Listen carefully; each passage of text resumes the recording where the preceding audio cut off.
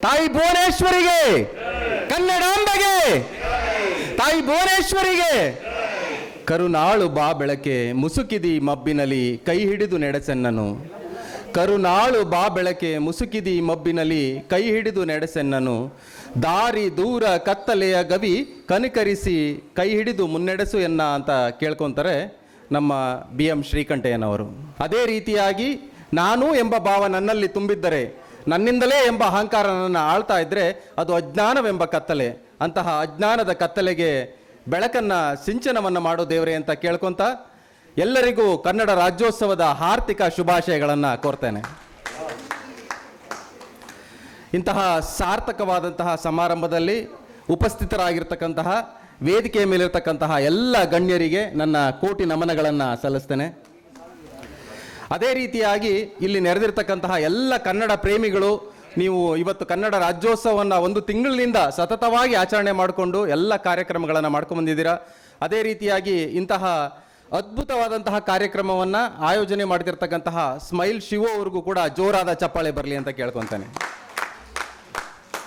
ಪ್ರೀತಿ ಇಲ್ಲದ ಮೇಲೆ ಹೂ ಅರಳಿತು ಹೇಗೆ, ಪ್ರೀತಿ ಇಲ್ಲದ ಮೇಲೆ ಹೂ ಅರಳಿತು ಹೇಗೆ, ಮೋಡ ಕಟ್ಟಿತು ಹೇಗೆ, ಹನಿಯೊಡೆದು ಧರೆಗಿಳಿದು ಈ ಭೂಮಿ ಹಸಿರಾದೀತು ಹೇಗೆ ಅಂತ ಕವಿಗಳು ಹೇಳ್ತಾರಲ್ವಾ. ಹಾಗೆ ಪ್ರತಿಯೊಂದು ಪ್ರೀತಿಯನ್ನ, ಅಂದರೆ ಯಾವ ಪ್ರೀತಿ, ಕನ್ನಡದ ಪ್ರೀತಿಯನ್ನ ಹಂಚ್ತಾ ಇರ್ತಕ್ಕಂತಹ ನಮ್ಮ ಸ್ಮೈಲ್ ಶಿವೋರು ಇರಬಹುದು, ಅಥವಾ ನಮ್ಮ ವೇದಿಕೆಯ ಮೇಲಿರ್ತಕ್ಕಂತಹ ಪರಮ ಪೂಜ್ಯ ಗುರುಗಳಿರಬಹುದು, ಅಥವಾ ನಮ್ಮನ್ನೆಲ್ಲ ಹಾಡಿನ ಮೂಲಕ ಮಗ್ಧರಾಗಿ ಮಾಡ್ತಕ್ಕಂತಹ ಶಶಿಧರ್ ಕೋಟೆ ಅವರಿರ್ಬೋದು. ಇಂಥವರೆಲ್ಲರ ಒಂದು ಸತತವಾದಂತಹ ಪ್ರಯತ್ನದಿಂದ ಇವತ್ತು ಕನ್ನಡ ಉಳ್ಕೊಂಡಿದೆ ಅಂದರೆ ತಪ್ಪಾಗಲಾರದು. ಜೋರಾದ ಚಪ್ಪಾಳೆ ಬರಲಿ ಅವರೆಲ್ಲರಿಗೂ. ನಾನು ಈಗ ಕನ್ನಡದ ಬಗ್ಗೆ ಒಂದೆರಡು ಮಾತಾಡ್ತೇನೆ. ಅದೇ ರೀತಿಯಾಗಿ ಕನ್ನಡ ನಾಡು ಶ್ರೀಗಂಧದ ಬೀಡು ಸಂಸ್ಥೆಯ ಬಗ್ಗೆ ಒಂದೆರಡು ಮಾತಾಡ್ತೇನೆ. ಕನ್ನಡವೆಂದರೆ ಬರೀ ನುಡಿಯಲ್ಲ, ಹಿರಿದಿದೆ ಅದರ ಅರ್ಥ. ಕನ್ನಡವೆಂದರೆ ಬರೀ ನುಡಿಯಲ್ಲ, ಹಿರಿದಿದೆ ಅದರ ಅರ್ಥ. ಜಲವೆಂದರೆ ಬರೀ ನೀರಲ್ಲ, ಅದು ಪಾವನ ತೀರ್ಥ ಅಂತ ಹೇಳ್ತಾರೆ. ಕನ್ನಡ ಅಂತ ಹೇಳಿದ್ರೆ ನಿಮಗೆ ಬರೀ ಭಾಷೆಗೆ ಸೀಮಿತ ಮಾಡಬಾರ್ದು, ಯಾವುದೇ ಕಾರಣಕ್ಕೂ ಭಾಷೆಗೆ ಸೀಮಿತ ಮಾಡಬಾರ್ದು. ಕನ್ನಡ ಅಂದರೆ ಅದರಲ್ಲಿ ಕಲೆ, ಸಂಸ್ಕೃತಿ, ಸಾಹಿತ್ಯ ಇದೆಲ್ಲ ಅಡಕಾಗಿರ್ತದೆ. ಎಲ್ಲದನ್ನು ಸೇರಿಸಿದಾಗ ನಾವು ಕನ್ನಡ, ಅದ್ರ ಜೊತೆಗೆ ನಮ್ಮ ಭಾಷೆಯನ್ನು ಕೂಡ ಸೇರಿಸ್ಕೊಂಡಾಗ ನಾವು ಕನ್ನಡಿಗರು ಅಂತ ಹೇಳ್ತೇವಲ್ವಾ. ಈಗ ಎಷ್ಟೋ ಜನಕ್ಕೆ ಇಲ್ಲಿ ನಮ್ಮ ಶಶಿಧರ್ ಕೋಟೆ ಅವರು ಹೇಳ್ತಾ ಇದ್ರು, ಕನ್ನಡಿಗರು ಅಂದರೆ ಯಾರು ಅಲ್ವಾ. ಬಹಳಷ್ಟು ಜನಕ್ಕೆ ಇದು ಜನ್ಮಭೂಮಿ, ಇನ್ನು ಕೆಲವರಿಗೆ ಇದು ಕರ್ಮಭೂಮಿ. ಅಂದರೆ ಬೇರೆ ಕಡೆಯಿಂದ ಕೆಲಸಕ್ಕೋಸ್ಕರ ಆರಿಸಿ ಇಂತಹ ಕನ್ನಡ ನಾಡಿಗೆ ಬಂದಿರ್ತಾರೆ. ಅಂಥವ್ರಿಗೂ ಕೂಡ ಕನ್ನಡಿಗರು, ಅವರು ನಮ್ಮ ಕನ್ನಡದ ಸಂಸ್ಕೃತಿಯನ್ನು ಉಳಿಸ್ತಾ ಬರಬೇಕು.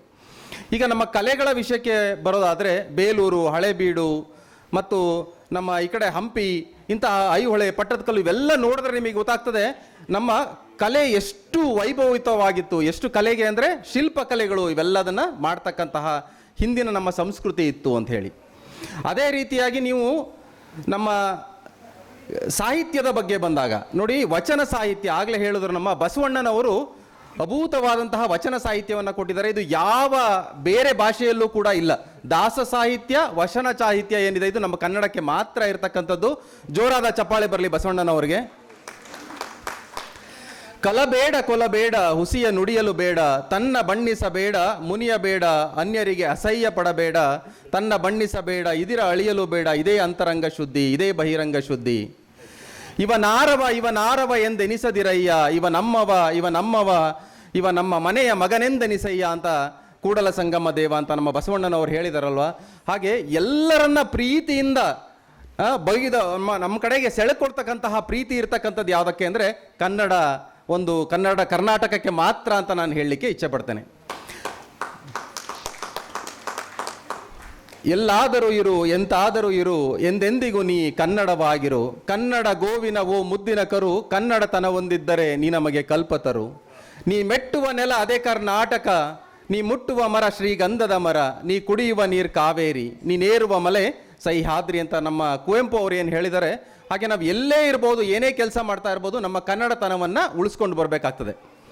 ಅದೇ ರೀತಿಯಾಗಿ ಈಗ ನೀವು ನೋಡ್ತಾ ಬಂದರೆ ನಾವು ಕನ್ನಡ ನಾಡು ಶ್ರೀಗಂಧದ ಬೀಡು ಅಂತ ಒಂದು ಸಂಸ್ಥೆಯನ್ನು ಇವತ್ತು ಏನು ರಿಜಿಸ್ಟರ್ ಮಾಡಿ ಅದನ್ನು ಉದ್ಘಾಟನೆಯನ್ನು ಮಾಡಿದಂತಹ ಎಲ್ಲ ಗಣ್ಯರಿದ್ದರ ಸಮ್ಮುಖದಲ್ಲಿ ಮಾಡಿದ್ದಾರೆ. ಅದರ ವಿಶೇಷತೆ ಏನಪ್ಪ ಅಂದರೆ ನೋಡಿ, ನಾನು 1909 ಏನು ನಾವು 2009 ಏನು ಕರ್ನಾಟಕಕ್ಕೆ ಬಂದಂತಹ ಸಂದರ್ಭದಲ್ಲಿ, ಕೆಲಸಕ್ಕೆ ನಾನು ಬಂದಂತಹ ಸಂದರ್ಭದಲ್ಲಿ ಈ ಸಣ್ಣ ಪುಟ್ಟದಾಗಿ ಈ ಕರ್ನಾಟಕದ ಸೇವೆಯನ್ನು ಏನಾದರೂ ಮಾಡಬೇಕು, ಅಳಲು ಸೇವೆಯನ್ನು ಮಾಡಬೇಕು, ಮಕ್ಕಳಿಗೆ ಏನಾದರೂ ಮಾಡಬೇಕು, ಮತ್ತು ಕರ್ನಾಟಕದ ಒಂದು ಭಾಷೆಯನ್ನು ಉಳಿಸ್ತಕ್ಕಂತಹ ಕೆಲಸವನ್ನು ಮಾಡಬೇಕು, ಕನ್ನಡದ ಸಂಸ್ಕೃತಿಯನ್ನು ಉಳಿಸ್ತಕ್ಕಂಥ ಕೆಲಸ ಮಾಡಬೇಕು ಅಂತ ಮನದಲ್ಲಿ ಇತ್ತು. ನನಗಾಗಿ ಬರ್ತಾ ಇದ್ದಿದ್ದು ಕೇವಲ ಒಂದು 5,000 6,000 ಅಂತಹ ಸಣ್ಣ ಸಂಬಳ, ಅಂತಹ ಸಂಬಳದಲ್ಲಿ ಕೂಡ ಏನಾದರೂ ಸೇವೆ ಮಾಡಬೇಕು ಅಂತ ಮನಸ್ಸಿನಲ್ಲಿ ಇತ್ತು. ಸಣ್ಣ ಪುಟ್ಟ ಕಾರ್ಯಕ್ರಮಗಳಿಗೆ ನನ್ನ ಕೈಲಾದಂತಹ ಸಹಾಯವನ್ನು ಮಾಡ್ತಾ ಇದ್ದೆ.